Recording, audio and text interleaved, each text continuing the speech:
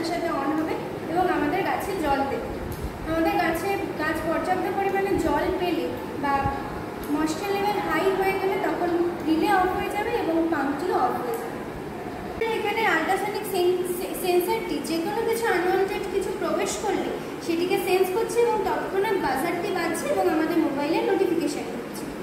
In future আমি এটা ভেবেছি যে এর মাধ্যমে একটি ক্যামেরা লাগানো হবে যেটি সেন্স করবে আমাদের গাছের জন্য যেটি ভালো বা গাছের যে ক্ষতি করবে না, যেমন মৌমাছি, প্রজাপতি, সেগুলি প্রবেশ করলে আমাদের বাজারটি বাজবে না এবং মোবাইলে কোনো নোটিফিকেশান ঢুকবে না।